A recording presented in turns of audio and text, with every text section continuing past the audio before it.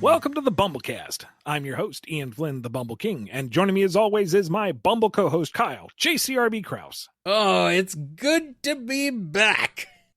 You were gone? I mean, you didn't notice? I mean, the episode still came out. I just assumed you were doing your thing down in the Bumble mines. Oh, yeah. Toiling away. I guess it's true. No, I did. I made sure to do as much toiling as I could before I left. You didn't even notice I was gone? Ah, so you were using the superpower of prep time. That Kyle confirmed.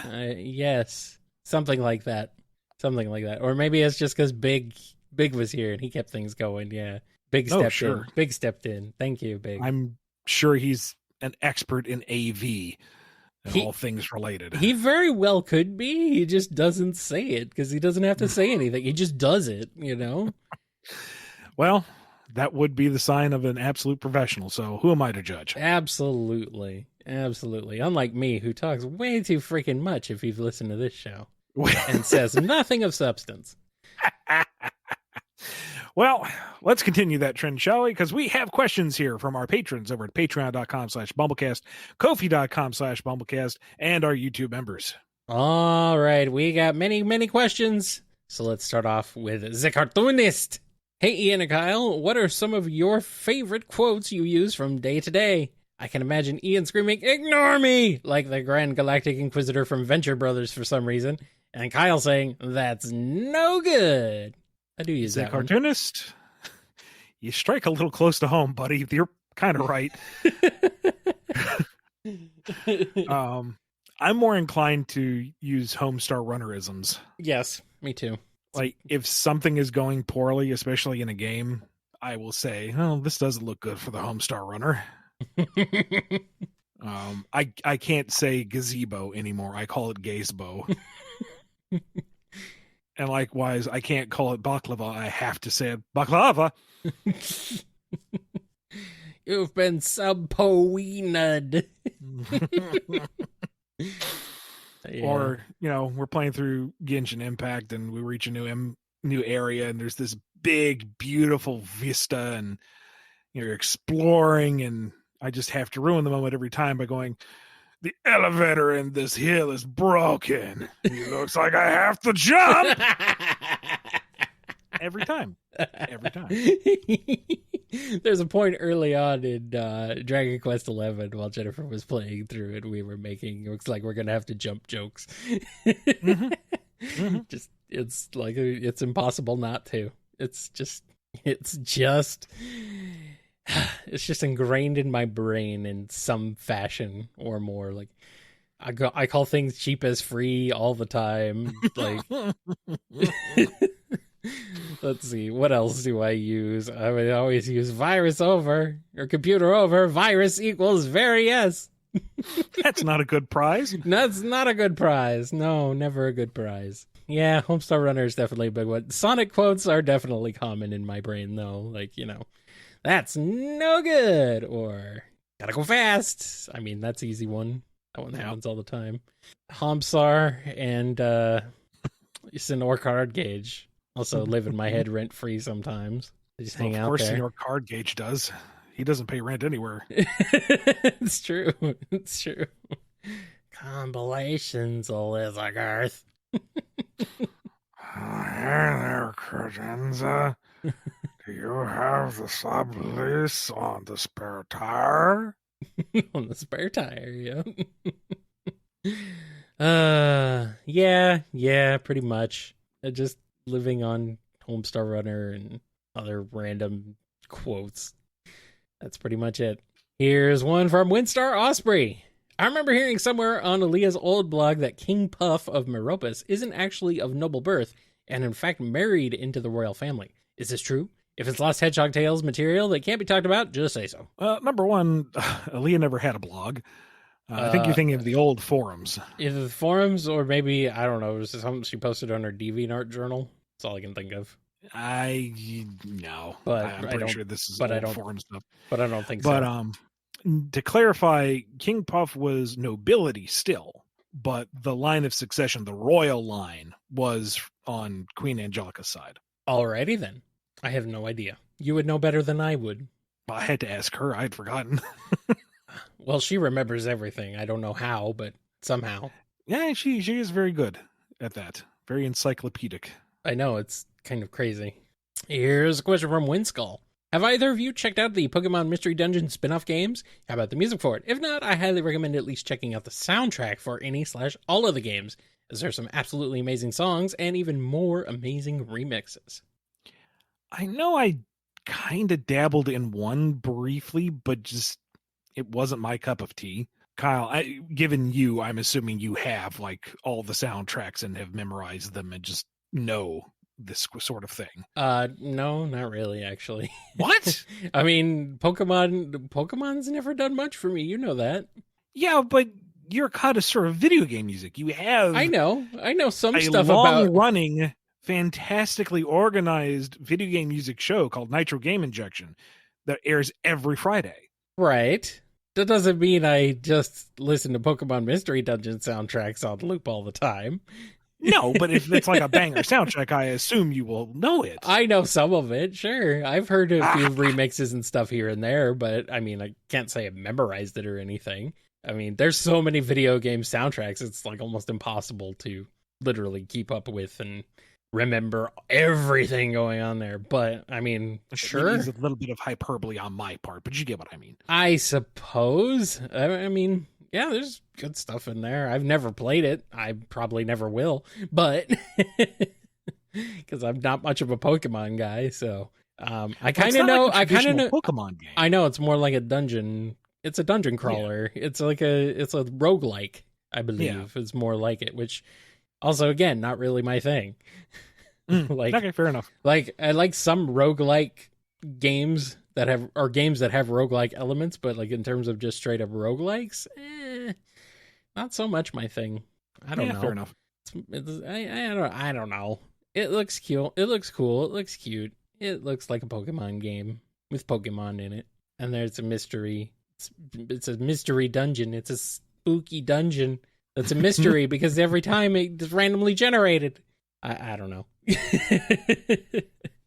But I've definitely heard a few remixes from it, and there's some good stuff out there. So, absolutely. Here's a question from Wheels282 Hedgehog.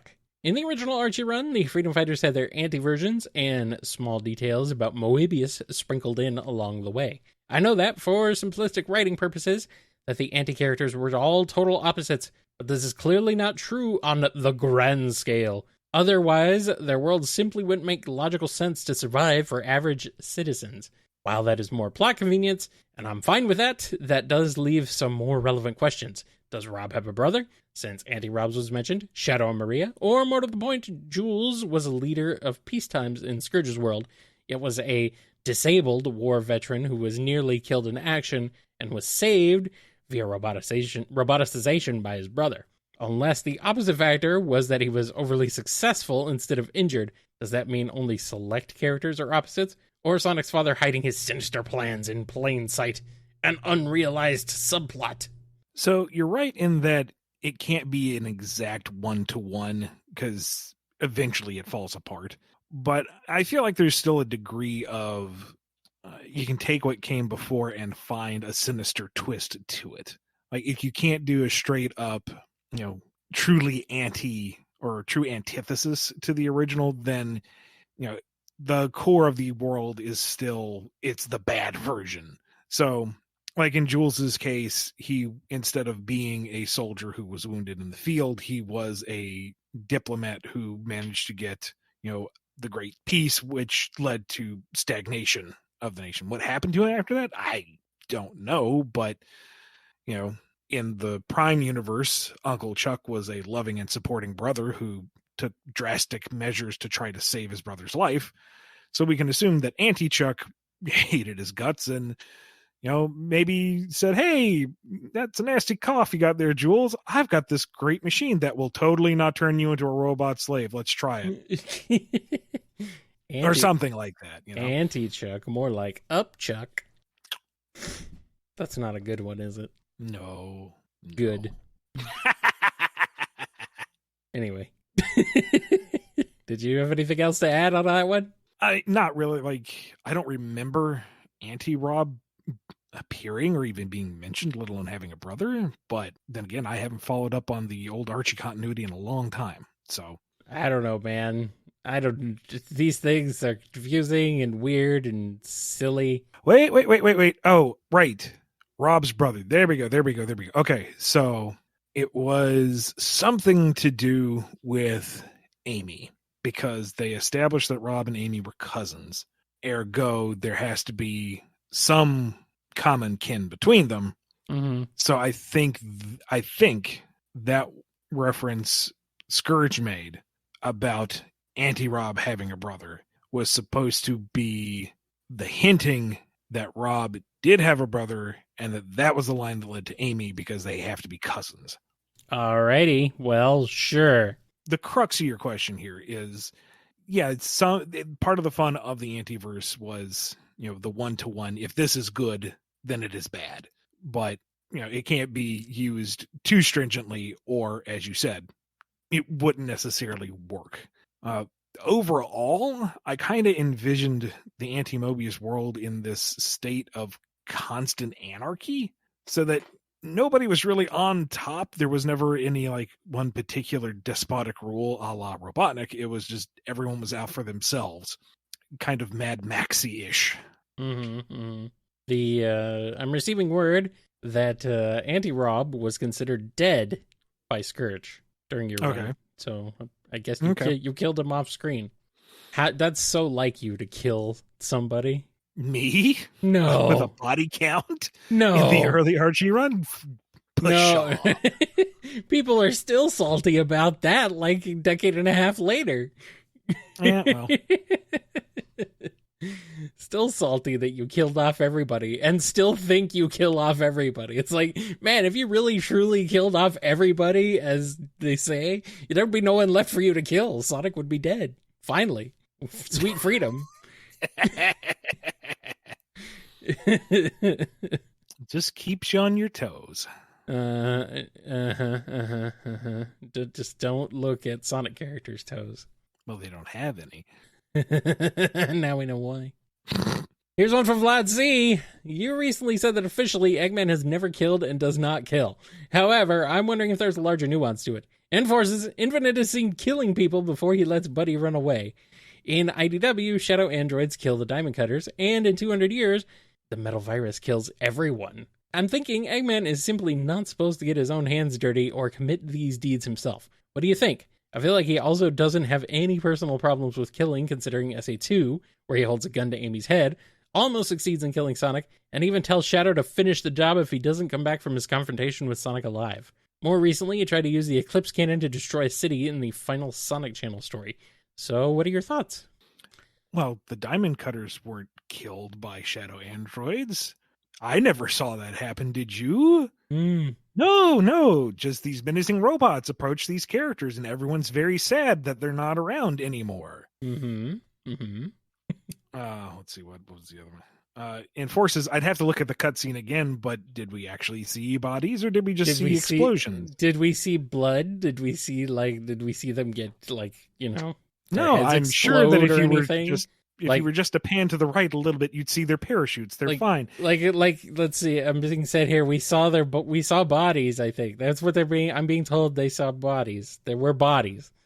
But how do they know they're not just asleep? We're knocked out. They're unconscious. Yeah, maybe they're just unconscious. It's just that's what I'm getting at. It's not an Eggman specific thing. It's the Saturday morning cartoon rule of you don't straight up drop the kill word or the murder word. It's destroyed or lost or retired or something. Yeah, it's silly.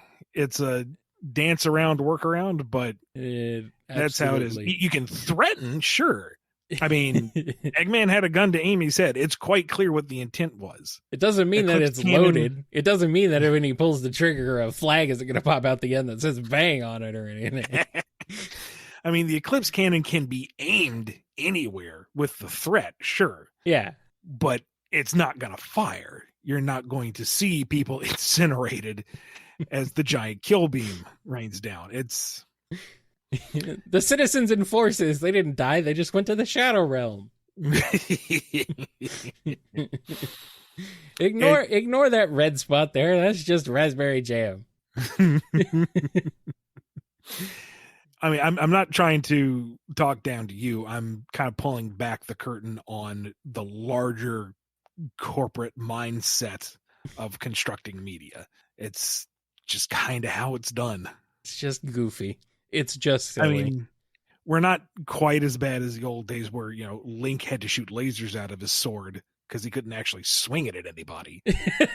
Well, I mean, but it's kind of the same spirit. He did both in the game, to be fair. I mean, yes, I know, but we're talking about the animated version.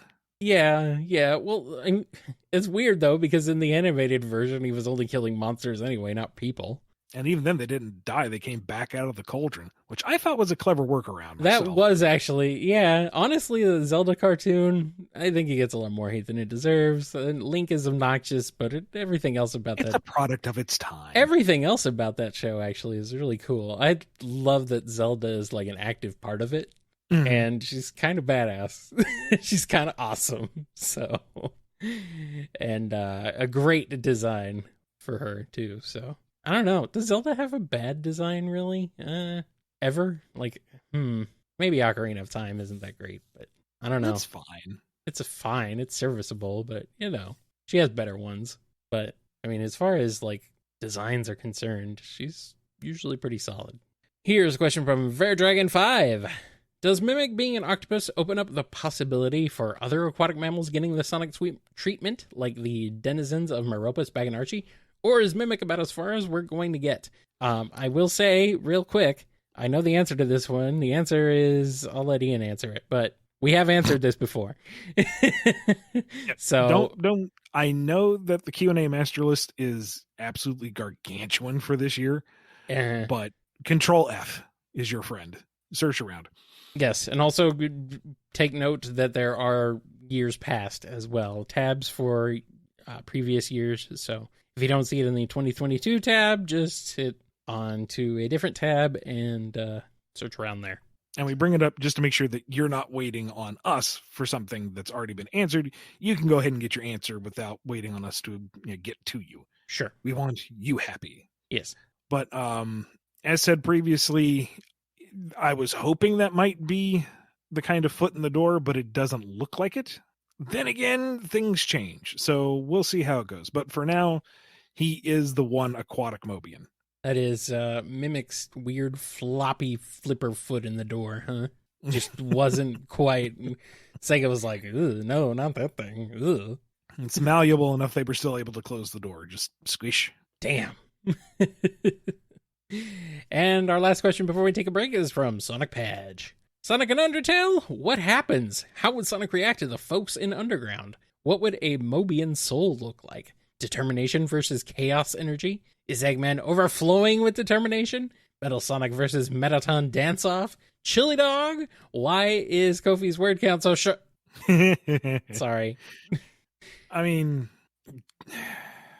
like the whole thing is the monsters needed human souls. Would a Mobian soul count? Would it be sufficient? I don't know. Maybe. I mean, I'm going to assume so, because if you're going to say Sonic isn't filled with determination, I'm going to argue with you on that one. Yeah, He's Eggman like is too, but defiance. Yeah. I don't know. Maybe his soul, instead of a little heart, is just his little one-up icon. Just his head. Yeah. But, he'd show up in New Home and be like, these guys look a little funny. All right. And they'd be like, we need to find a way out. Reach the surface again. He's like, all right, I'll help you. Like, he would be... It's just Sonic. That's what he does. The easiest freaking Paragon run. Yeah. Although, I don't know, though. When he gets to Mettaton, would he actually spare Mettaton? Because he's, a robot. Yeah, so but he seems like spares... he's still buddies with Gimmerl, and he seems fine with Omega. I guess that's true. Yeah. I mean, he beat the snot out of Gamma, and then Amy said, but don't, though. And he's like, okay. He's kind of chill with everybody so long as they don't start crap. And even if they do, if someone else runs in and says, stop, he goes, all right. Hey, if you got a good reason for it, all right. And likewise, he doesn't look human, so the monsters, I don't think, would be immediately inclined to look for a soul in him. It'd just be like, oh, hey, you're a weird looking monster. And he's like, you're a weird looking sentient tea set? What would Sonic think about Flowey?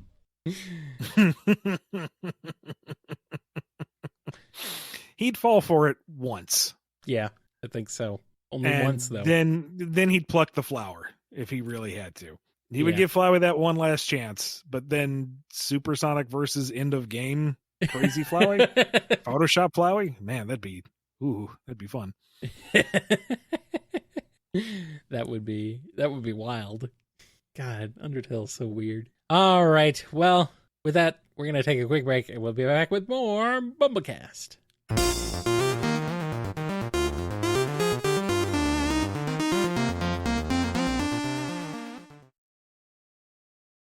We're back, and we got a question from T Ranger. Why are there multiple emeralds in the Sonic Adventure arc of the comic when all of them were green then? There's a purple one in Chaos, and a blue and pink one held by Big. This was only the case in Super Special 13 and not in the main issues. They were also referred to as Master Emerald Shards and looked like normal Chaos Emeralds. I'm so confused by this. And what is the Onyx Emerald? It's not a Chaos Emerald, so... Yeah, I remember putting together the big old encyclopedia and getting to this arc and feeling defeated. It was just like...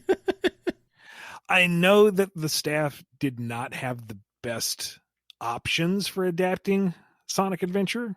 Yes. Like, the story... From what I understand, they were not like even given the game or anything. They had to import it. So yeah, for the story goes that Patrick Spaziante imported a copy of the game, recorded VHS footage of it, and supplied it to everyone else, which is just insane. Yes.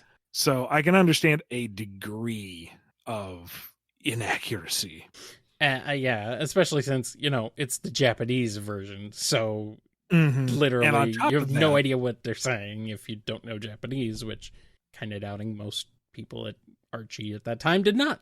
And on top of that, you had, Archie had been free reign with their own continuity pretty much since 3D Blast. Right. They had gone far afield. So to reconcile that with the new direction, I do not envy anyone that was involved with that. So to that degree, I can understand and forgive a lot of the inaccuracies. Ultimately, what I think it came down to was all the weird multicolored emeralds were ultimately super emeralds that were also the 7 server chow that were used to seal chaos back in the day. I don't think that's 100% accurate to everything that was presented in the comics, but then again, nothing in that arc was. So we're just going to say that was the answer that we settled on, and we're not going to go back and look at it too hard. Smile, nod, and back away slowly. Yeah, pretty much. And then once you get far enough away, run. Run like hell. But yeah, even the big black onyx Chaos Emerald was supposed to be one of the super server emerald thingies, I think. Yeah, I've read that arc. I've read that era of the comics, but it's just completely blank in my head. Like, this is just gone. Like, gone. Away. I don't remember. Oh well. We got a question here from Steph Cube, and we're very sorry about this. Apparently, this question slipped through the cracks, and we're not seeing it until now. So sorry about that. So let's go ahead and get to it. Something that I love about Movie Sonic is how, although he flatters himself a lot, he is also very kind and tender with his family and friends. They achieved a good balance in his personality. While reading opinions on the internet about the movie, I saw that some people were surprised that Sonic was so nice to Tails because they thought he was a bully and a jerk. And I'm sure that's not how Sonic Team wants us to see their Blue Hedgehog. In your opinion, why do you think some people have such a negative impression of Sonic? Do you think the old series and comics have something to do with it? Or maybe it's because of more recent things like the Sonic Boom branch? I think it's kind of a holdover still from the old material where, Sad AM Adventures of Sonic was I guess more Sad AM. More Sad AM. And a bit of Archie was he could be a bit of a jerk, a bit of a snark, and, it was a bit of a Sonic. He's a flippant jerk. In some cases. Yeah. Not and always. Sonic the comic is kind of infamous for it. Yeah. Even though there is a good argument against that if you read the whole series. And, your average consumer who knows Sonic is like, oh yeah, I played Sonic. I played Sonic 2 all the time when I was a kid. And it's like, uh-huh. And we've had multiple incarnations and consoles since then. Uh-huh. So most folks who are just casual acquaintances of Sonic remember him from his absolute heyday, which was back in the console wars, and aren't necessarily caught up with what is the current version of Sonic. So yeah, the movie has reached a whole new audience, and it has introduced us to a kinder, gentler Sonic, which is not 100% compatible with what modern Sonic is, but it's still within the same ballpark. Honestly, I kind of prefer the more empathetic Sonic, the cooler, friendlier, nicer Sonic. And part of that too just stems from the passage of time. Like Sonic as a mascot was designed to be the cool, irreverent one, and what that means has changed over time. Like we've talked about before. Yeah, it's just different now. He's just a different type of character, a little bit. Still recognizably Sonic, but things have changed a bit. So honestly, in Boom, he's kind of he's just kind of like lazy. He's not mean in Boom, is he? No, not at all. Not really. No. He's a different character in that, though, a little bit. He's very chill, and he doesn't do much. He's just kind of like, I guess he just doesn't feel threatened by Eggman, so he doesn't feel like he has to do much. Other than, pretty much. Eggman just kind of shows up, and he's like, beep, beep, beep, beep, done. I mean, in the one episode I wrote, he was like a little antagonistic towards Tails, but that's more in the kind of big brother teasy sort of way, not an actual malicious sort of way. Yeah. He's got a bit of an ego in him and Boom, but he's not like... But he's got a bit of an ego in just about any he's Sonic. So. He's got an ego. He's always got an ego. But he's also very cognizant of other people's feelings lately, especially these days. He didn't used to be, but now he is. It's an interesting spin on him that he's gone through over the years, He rolls into a ball and spins, and he's been spun many different ways. Mm-hmm. Wild, weird, strange. Here's one from Sky. Were there any particular times where you were writing a story for the Sonic or Mega Man comics and received pushback from something, such as a mandate or an editor, and you had to change course on how you were writing it, but then you realized that the story actually better benefited from the pushbacks when compared to your original plans? If so, do you have any examples or stories on that? Famously, the Shadowfall arc, the original pitch was that it was Mephiles and Black Doom back through time travel shenanigans. And SEGA said, no, they're dead. You can't touch them. I was like, well, fine. I'm going to come up with Eclipse and all that stuff. It's like, oh, wait, no, this is way better. Like, just straight up, it was better. Yeah, pretty much. Thanks, SEGA. I know there were other instances here or there where it's like, you can't do that, or we prefer you not do it that way. And it's like, well, all right, here's the workaround. And it's like, oh, wait, no, I like this better. Although I can't think of anything particularly off the top of my head. Yeah. I mean, the Tricore thing with Starline using the Team Blast, that was a thing that came down from SEGA, right? Yeah, but that was more of a suggestion. Right. I know it wasn't like a mandate where it's like, oh, no, you can't do it. You have to do it this way instead. Yeah, that's the biggest difference with IDW is it's not just, directions. There's been suggestions here and there. Like, it was SEGA who suggested that Whisper would have a collection of small refracting crystals that she could bounce her laser off of. And we got that note, and I'm like, yes, that is awesome. They did say that for Surgeon Kit, though, they started as artificial, and then SEGA was like, nah, make them cyborgs. I don't know if that was better, though. It's a different interpretation, but it works just as fine. They were more... But it's more horrific that way. It is. It absolutely is. But had they been fully synthetic as originally pitched, there is also that existential terror of, am I even real? Right. It's a little different than the who am I even a person at this point take that they currently have, Mm. but the same kind of general trauma. Yeah. So it's meant to be upsetting one way or the other. It works out. Trauma in my Sonic? How dare you, Mr. Flynn? How dare you make me feel? How dare you? I just wanted the fun, happy characters. Colorful. Oh, you can have them. The colorful And you get them in animal spades. characters. Yes, but I don't want them to be sad. Well, too bad. I just want Whisper to be happy. Is it too much to ask? Eventually. No, probably not ever. I know you too well. Look, if it's constant trauma, then it doesn't become trauma anymore. It's just normal. They have to have closure. They have to have happiness at some point. Because once it's there, you can take it away again. No! Just let Whisper murder somebody already. Come on. She deserves it. She's had enough. It's a treat. Yes, absolutely. As a treat.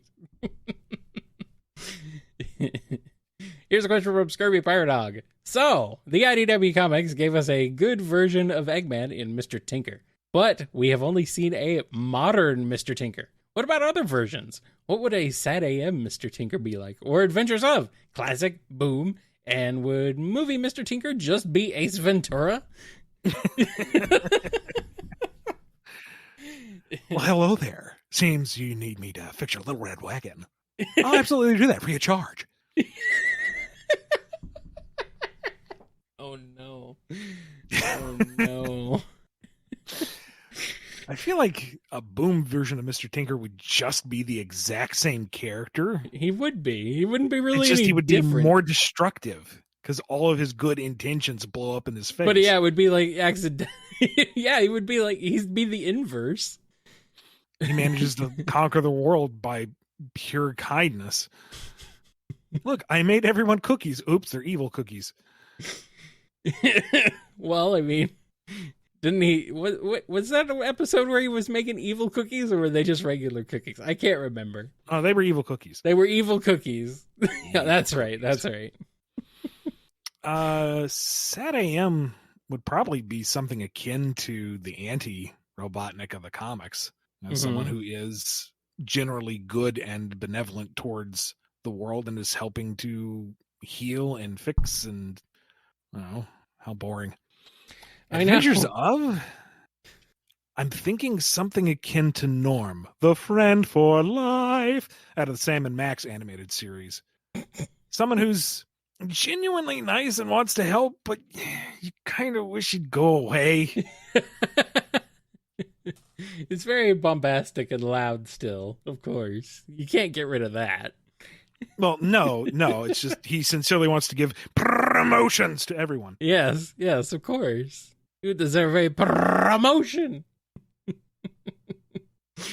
Yeah, that'd be good. That'd be good. And classic Tinker would just be Mr. Tinker, right? Yeah, it's just he'd be rounder. Effectively. Yes. Yeah, there really isn't too much difference between classic Eggman and modern Eggman, you know? They're Eggman hasn't had much character development in 30 years. And that's okay. Classic's a little sillier in execution nowadays, but yeah. That's okay, though. Not everybody needs to evolve. Sometimes that gets boring. Sometimes you just want the good old comfort villain. Here's a question from Scourge Time. With the recent Monster Hunter DLC outfit for Sonic being a Rathalos, what Monster Hunter outfit would Scourge wear? I was thinking of a Gore Magala armor would look good on him. Sure. Why not? I am not well versed in Monster Hunter at all. I don't know if there's like any rivalries between the beasties. You know, if there's something that Rathalos absolutely hates or is, a competing predator, maybe that would be a good theme. Sure. We'll go with that. I have no idea. Here's a question from Sammy. Say there was a Sonic and Kirby crossover. Game, TV show, movie, anything really. Which of the others' collections of final bosses do you think would be really cool to see the two fight? I'd like to see your answers for both if it's thematically appropriate for the character, and whatever crazy choice you would think would just be really cool. I'd say King DDD is the only exception, since he's just kind of selfish and not so much a villain like the others. Personally, I love the idea of Kirby fighting Final Hazard and Sonic fighting Void's true form from Star Allies, but I could go on and on about how many cool scenarios could play out. Yeah, I mean, Sonic's had a fair number of horrifying monster final bosses, and that's what Kirby's known for. Pretty much. You're absolutely right. King Dedede shouldn't be in the mix. He's just a occasional antagonist, and not even that most of the time. I mean, he should be there, but you know. Yeah. I could see Kirby fighting Perfect Dark Gaia. That seems right up his alley. Of course, I also want to see him fight the Death Egg robot, and Eggman fires off the spiky arm. Kirby just eats it and shoots it back. Mm-hmm. Supersonic. Likewise, Supersonic versus 02. Yeah, in any form of dark matter. Yeah, I freaking love the dark matter fights, and give him the Caliburn/Excalibur transformation and have him fight the samurai-esque version of dark matter out of Dreamland 2. Yeah, to get that cool flying sword play. Yeah, I'd be all over that. Kirby versus Solaris. That'd be wild. Yeah, I mean, that's the thing. Kirby works with any of the Sonic final bosses. I mean, it's funny. Kirby reminds me on a lot of Sonic in that you could just kind of stuff him anywhere and he'd work. Mm-hmm. He's a very malleable presence, just like Sonic. Although he's more fluffy and marshmallowy and eats things. Now, what the really tricky thing would be is if you try to mix and match your final powers. Yeah. Because I can't really think of a super Kirby. He'd just, be a gold-colored Kirby? Sure, why not? He inhales stuff a lot. That's like Triple Deluxe's thing, and it's not as cool. But what if he got you gather up the Chaos Emeralds and he gets some crazy Chaos Wand firing off spiraling helixes of rings? No, what if to go super, he just inhales supersonic combo power thing? Yeah, maybe. Why not? Do something like that. I don't know. I'd like to see some kind of variation of supersonic with the heart stars. Oh, what would that kind of transformation look like? That'd be kind of funny. Yeah, that'd be good. Yeah, I like it. Why isn't this a thing? It should be. And our last question for this episode comes to us courtesy of Noni. If someone worked for the Eggman Empire, do they have to sign one of those contracts that makes it where anything you create there automatically belongs to Eggman, or can you take your creations elsewhere when you quit / are fired from a canon? I don't think he has the paperwork, because the idea of anybody coming to work for him is such a novel idea. Although after Starline, maybe he considered it a possibility. But yeah, I imagine it's a very short form, like one page, that just in summation says, you and everything you do belong to me now. Essentially, yeah. It's kind of what I'd assume. If we're basing this on modern, current Eggman, sure. What did the egg bosses sign a contract? Wait, no, you just put bombs in their heads. That's right. They failed to read that clause in the contract. Yeah, I guess so. What contract? But that's my intellectual property, and your intellect is my property. Oh boy. You're a monster, and you came to work for me. What do you want? Eggman's new name, Elon?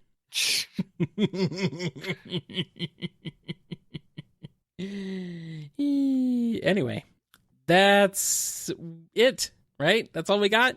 Yep, but before we go, we need to give a big thank you to all the folks over at patreon.com/BumbleKast, Ko-fi.com/BumbleKast, and our YouTube members for supporting this show. Big thank you to Daniel H., Alex B., James K., John B., Jennifer R., Robotnik Holmes, Samuel P., Sam Cybercat, Torchbound, Mike B., Dave M., Andrew D., Saluch Cat, Coupling Crew 128, Jay Frost, Duaz Dizdin, Hero of Light 13, Professor Scruffy Matt, Ryan D., Chris A., Noni, Sony, John M., Jib, Don B., Yami M., Lee H.K., Fiona M., Lisa M., Invade Turbo Tuna, Chevelle, Ben W., Sonic, Scurvy, Pirate Hog, Keeper of Monsters, Axis, Tick Tick, Xander, Running the Painter, Jonathan D., Final Neil, Arc Fighter, The Name is X, Solaire Stain, Nemric, Godzilla, Justin S., Alex G.S., Daddler the Dalek, Ava Arctic, Quaggle Gaggle, Sonic Legacy, Dove, Professor Rye, Just a Mountain Soul, Pedanticat, Cameron H., Nando, Red the Supernamic, Chad, Les, Jennifer H., Starlight Sec, Alphamon Yukin, Twilord, Joshua S., Omega Watt, Jolene B., Preston M., The Disgayan, Dapper Shinks, Noah S., Sonic 84, Kojiro Highwind, Supersonic Fan, Awesome Cakester of the Stars,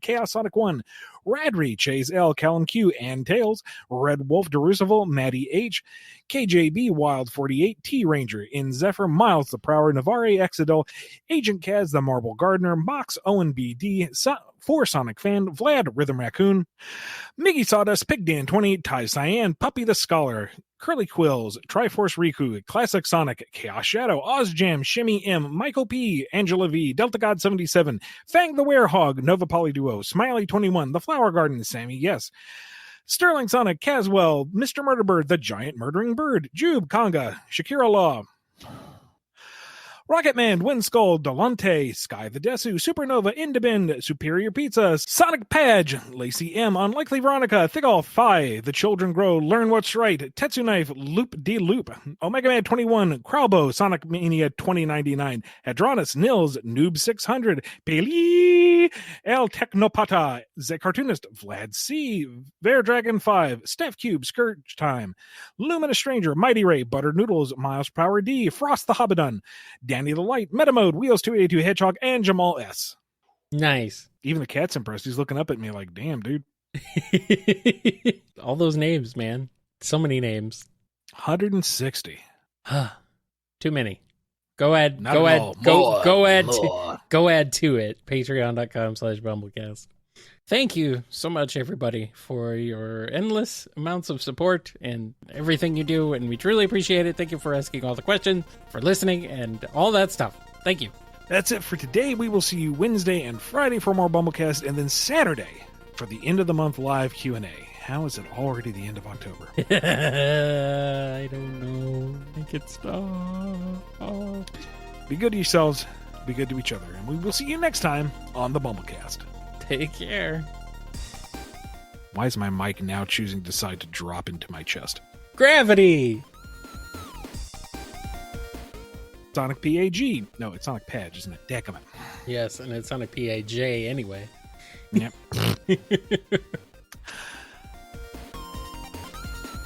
You've been listening to the BumbleKast, a co-production of Bumble King Comics and the KNGI Network.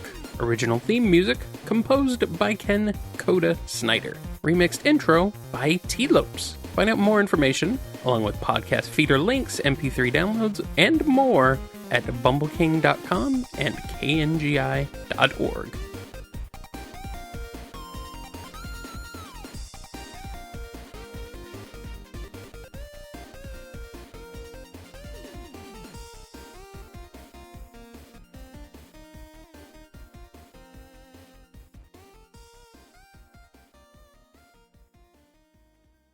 Metal Sonic has been shown to withstand huge amounts of electricity before, and was even revived that way in Sonic 4, and also has the ability to literally create a field of electricity around himself.